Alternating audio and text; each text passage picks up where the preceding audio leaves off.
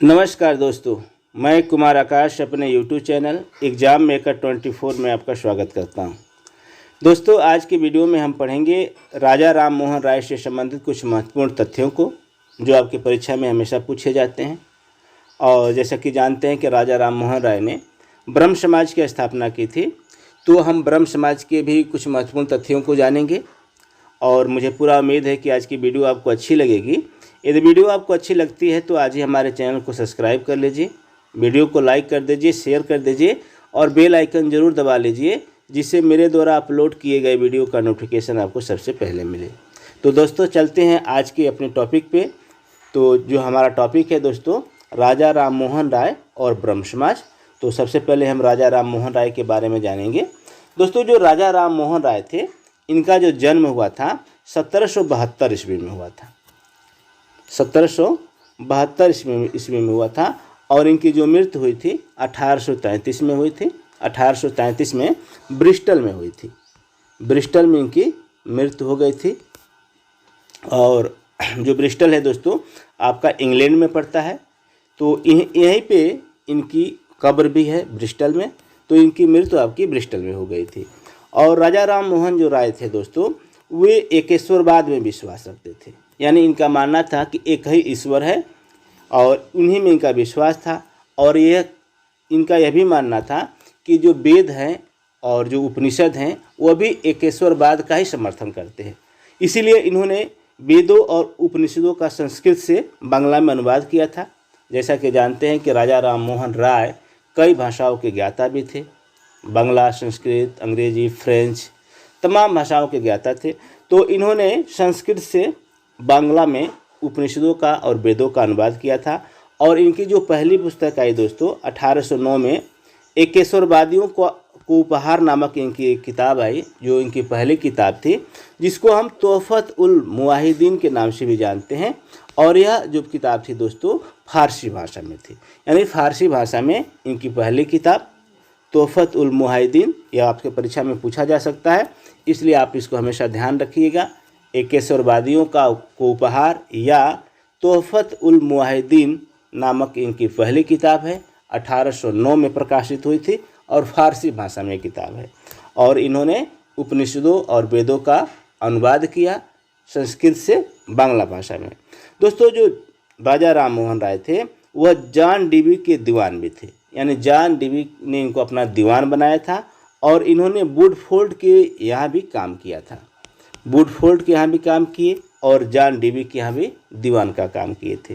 और इन्होंने पहला जो अपना संगठन बनाया, तो उस संगठन का नाम था आपका आत्मीय सभा। दोस्तों, यह प्रश्न आपसे पूछा गया है कि पहला जो संगठन राजा राम मोहन राय द्वारा बनाया गया वो कौन था? तो वह थी आपकी आत्मीय सभा, जिसे मित्रों की सभा के नाम से भी जानते हैं। और यह 1814 में बनाई गई थी और कलकत्ता में बनाई गई थी। तो यह आपको याद रखना है कि पहला संगठन आत्मीय सभा, जिसे मित्रों का सभा, और इसका स्थापना कलकत्ता में हुई और 1814 में हुई। फिर 1816 ईस्वी में इन्होंने वेदांत सोसाइटी बनाई थी। 1816 में दोस्तों वेदांत सोसाइटी। फिर 1825 में यही वेदांत सोसाइटी आपका वेदांत कॉलेज बना। आपका वेदांत कॉलेज बन गया। और फिर 1817 ईस्वी में दोस्तों 1817 में डेविड हेयर की सहायता से, किसकी सहायता से? डेविड हेयर की सहायता से, जो वह एक डच वॉच मेकर था, एक डच था और वॉच मेकर था, घड़ी साज था। इसकी सहायता से कलकत्ता में इन्होंने एक हिंदू कॉलेज खोला 1817 ईस्वी में। तो आप ये तीनों चीज़ याद रखेंगे, 1814, 16 और 17। 14 में आत्मीय सभा, 16 में वेदांत सोसाइटी और 17 में हिंदू कॉलेज। किसकी सहायता से? डेविड हेयर की सहायता से, जो एक डच वॉच मेकर था। यह आपके परीक्षा में पूछे जा चुके हैं ये सब प्रश्न, तो इसको आप हमेशा याद रखेंगे। फिर जो इनकी पत्रिकाएं थी दोस्तों, तो तीन इनकी मुख्य पत्रिकाएं हैं जो हमेशा पूछी जाती हैं। तो संवाद कौमुदी बंगाली भाषा में निकाली गई थी, संवाद कौमुदी 1821 में। मेरातुल अखबार फारसी भाषा में 1822 में। और ब्रह्मनिकल मैगनीज अंग्रेजी में 1823 में।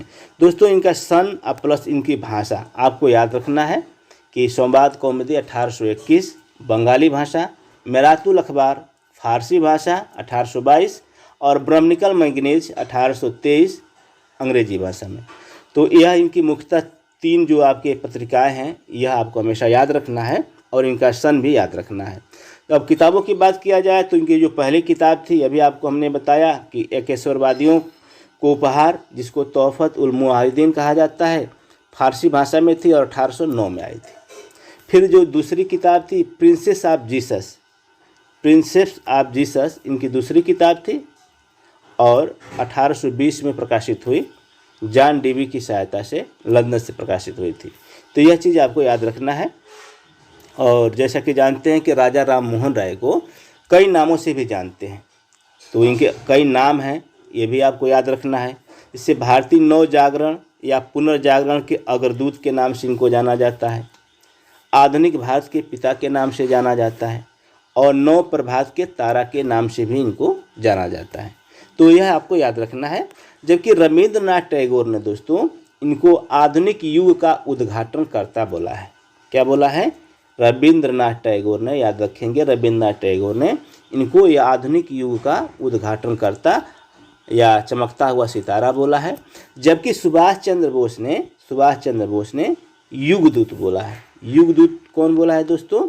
युगदूत आपका सुभाष चंद्र बोस ने बोला है और आधुनिक युग का उद्घाटनकर्ता रविंद्रनाथ टैगोर ने बोला है। दोस्तों, मुगल सम्राट अकबर द्वितीय अपना केस लड़ने के लिए इनको इंग्लैंड भेजा और राजा की उपाधि दी। दोस्तों, अभी आपको हमने बताया कि अपना केस लड़ने के लिए जब अकबर द्वितीय की पेंशन बंद हो गई थी, उनको उसका केस लड़ने के लिए राजा राम मोहन राय को राजा की उपाधि देकर इनको इंग्लैंड भेजा गया और वहीं पे इनकी मृत्यु भी हो गई। तो राजा की उपाधि आपका अकबर द्वितीय द्वारा दी गई। और दोस्तों, राजा राम मोहन राय पहले भारतीय थे जो जल मार्ग से इंग्लैंड गए थे। जल मार्ग से इंग्लैंड जाने वाले पहले भारतीय आपके राजा राम मोहन राय थे और 1833 यानी ब्रिस्टल में इनकी मृत्यु हो गई थी। ब्रिस्टल आपका इंग्लैंड में पड़ता है और यहीं पर इनकी मृत्यु हो गई थी। दोस्तों, राजा राम मोहन राय ने जो कार्य किया, तो सबसे इनका जो मुख्य कार्य था वो सती प्रथा का विरोध में कार्य करना। दोस्तों, सती प्रथा एक ऐसी कुप्रथा थी जिसमें महिलाओं को जिंदा जला दिया जाता था। यदि उसके पति की मृत्यु हो जाती थी तो जिंदा जला दिया जाता था उसी चिता पर बांध के। तो इसका विरोध सबसे पहले राजा राम मोहन राय ने किया और इसका अंत भी करवा दिया 1829 ईस्वी में। तो एक नियम आया, नियम 17 के तहत एक सती प्रथा निषेध अधिनियम के द्वारा लॉर्ड विलियम बेंटिंग द्वारा यह लागू करके यह नियम इसको अंत कर दिया गया और सबसे पहले इसको बंगाल में लागू किया गया। कहाँ पे दोस्तों? सती प्रथा का अधिनियम जो है सबसे पहले बंगाल में, उसके बाद मुंबई और मद्रास में लागू किया गया। और दोस्तों, जो सती प्रथा जो है इसका विरोध तो राजा राम मोहन राय कर रहे थे, लेकिन इनके विरोध का विरोध करने वाला कौन था? वह आपका राधाकांत देव थे। राधाकांत देव ने यह कहा कि यह जो सती प्रथा है इसका यह होना चाहिए, चलना चाहिए। तो इसका सबसे पहले विरोध राधाकांत देव ने किया। जबकि आपका देखेंगे कि राजा राम मोहन राय का विरोध करने वाला सबसे पहले आपका तारकालंकार था। तारकालंकार राजा राम मोहन राय का विरोध किया था। जबकि सती प्रथा के विरोध का जो कार्य किया आपका राजा राम मोहन राय ने किया और फिर उनका विरोध जो किया राधाकांत देव ने किया था। फिर इन्होंने जाति प्रथा का भी विरोध किया और जाति प्रथा के विरोध से संबंधित एक आपका बौद्ध ग्रंथ था जिसमें जाति की समानता की बात की गई थी, उसका अनुवाद इन्होंने बांग्ला भाषा में किया था राजा राम मोहन राय द्वारा। फिर आपका आ गया ब्रह्म समाज। दोस्तों, जो ब्रह्म समाज है इसकी स्थापना आपकी राजा राम मोहन राय द्वारा 1828 ईस्वी में यानी कलकत्ता में अगस्त 1828, याद रखिएगा, अगस्त 1828 में किया गया, जिसको पहले ब्रह्मो सभा के नाम से जानते थे।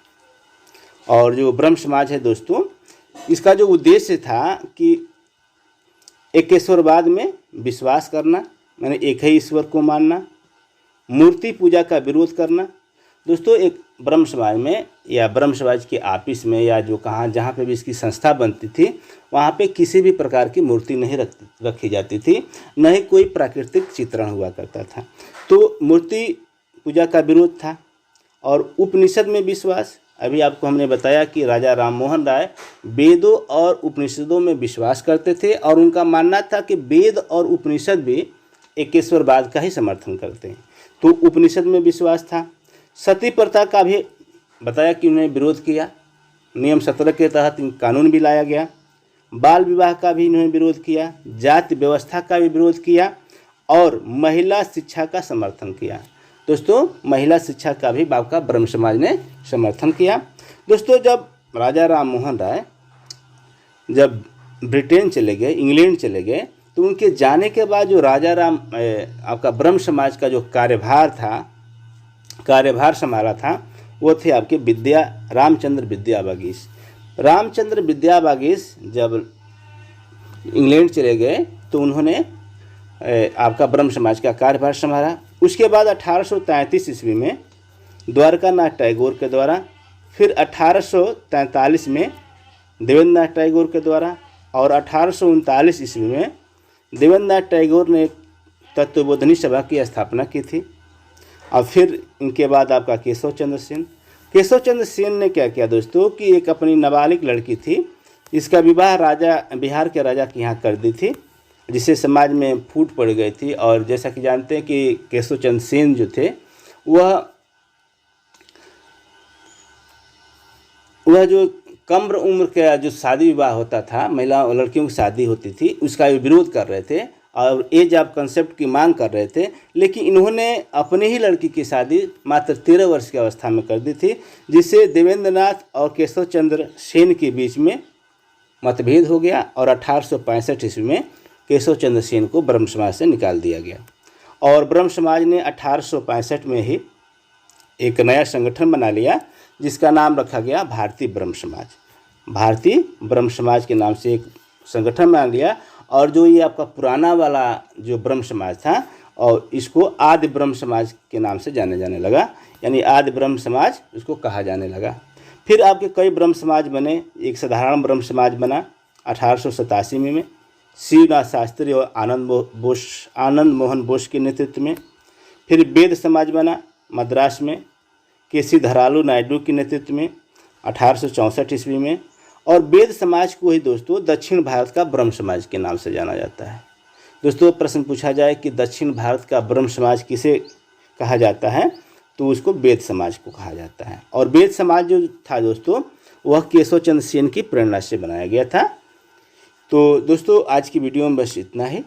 यदि वीडियो आपको अच्छी लगी हो तो आज ही हमारे चैनल को सब्सक्राइब कर लीजिए, वीडियो को लाइक कर दीजिए, शेयर कर दीजिए और बेल आइकन जरूर दबा लीजिए, जिससे मेरे द्वारा अपलोड किए गए वीडियो का नोटिफिकेशन आपको सबसे पहले मिले। मिलते हैं अगले वीडियो में, तब तक के लिए नमस्कार, जय हिंद।